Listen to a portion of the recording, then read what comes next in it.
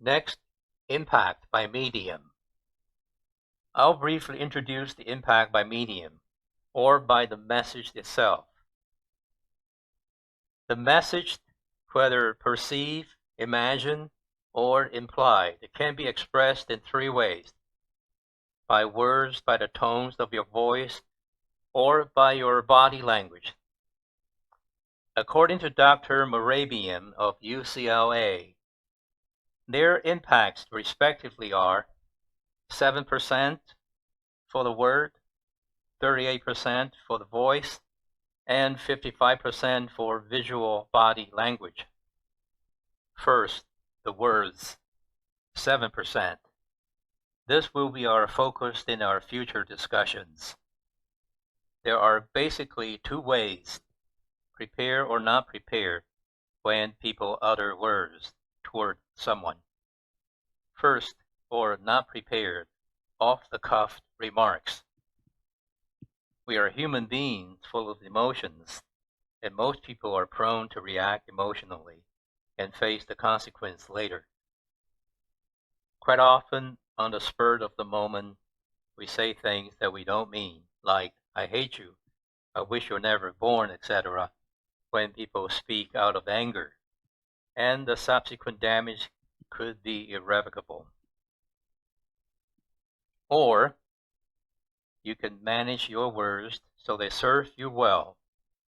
Word is a two-edged sword. It can inspire people, and it can also destroy people. We need to learn to control our emotions first and think up the proper words to respond in order to benefit most for both parties and without hard feelings. We'll discuss some useful guidelines for people to follow, and even that, there's no guarantee you'll succeed in your communication goals, just as you can read all the books on fishing, you still can't catch any if the lake swims no fish. It all depends on how clever you compose your words and phrases. These guidelines can help increase your chance of a successful communication. Voice, the tones of our voice. A good part of our enthusiasm, feelings, and passions come from the tonality of our voice when we speak, as demonstrated by the Chinese Olympic swimmer. Opera singers and politicians, for example, know the secrets of the voice. They go through the extensive training to take advantage of it to communicate with the masses. I'll highlight some of the voice features like the variations, articulations, register, timbre, and prosody to make the point. Variations. People use their voices differently to suit their needs. You can speak or haggle at the top of your lung in a noisy marketplace, or you can whisper an important message to your colleague during a meeting. The emotionally disturbed people tend to rant in a rapid-fire way to vent their anger, or you can articulate your words so people can hear you clearly.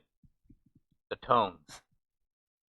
The tones of your words can indicate the relationship between the speakers. Generally speaking, if your voice curves up in the end and in a passive tone, you could be talking to your superior or someone in power, or you're just being polite to people. For example, I need the report by 5 p.m. today. If your tone is flat, you're talking to a friend or someone of equal status. For example, I need a report by 5 p.m. today. If your voice curves down, it shows authority in your voice. You're talking to a subordinate to get a job done, or you're in a bad mood. For example, I need a report by 5 p.m. today. So, we need to pay attention to the tones of our voice when we address to someone. Articulation. People articulate to either speak clearly or to give warning. There are two ways to articulate. First, by syllable, such as the word situation. People would say sit, chu, a, shun. Or by word. Now you listen well. I'll say it once. Don't come over, for example. I find these two techniques quite useful when I want people to pay attention. Registered. Register is a range of tones in our human voice. And I'll use the sentence that'll come over tonight to demonstrate to the best I can. There are 4 tones in human voice, from low to high. First one, vocal fry. It would sound like very deep, creaky, gritty sound in our voice. I'll come over tonight. And then followed by the normal voice. I'll come over tonight. The third one, falsetto. Falsetto will be like a man speaking in a female voice, which I'd rather not demonstrate here. The last one is whistle. It's the high-pitched whistle, which is easy to understand. For further information, I'll leave the details to experts like you. Next, timbre. Timbre is the characteristic quality of a voice. We heard people saying things like, your sweet voice is music to my ears. That's what timbre means.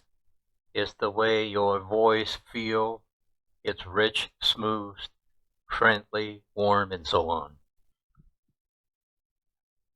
Prosody. According to dictionary definition, it means the stress and intonation patterns of your voice. To me, it simply means people's accent. This is probably the most important factor or rule number 1 in oral conversation. To learn to speak a foreign language, I liken it to song singing. If you can sing a song or speak a foreign language to the right tune, you're basically accent-free and people can readily understand you. Many years ago, working for a pulp and paper company, I was on a business trip to Taiwan with my Canadian colleagues. One night after work, we went to a club to have dinner and enjoy the entertainment. There was the girl singing lively songs accompanied by a live band. One of my co-workers was totally amazed by that girl who sang a perfect, beautiful song in English. During the break, my dazzled colleague tried to chit-chat with the girl in English, but she spoke not a word of it. That's when it dawns on me that learning to speak a foreign language is like learning to sing a song. You need to get the tune right. Prosody dictates how effective oral conversation occurs. Impact by the body language.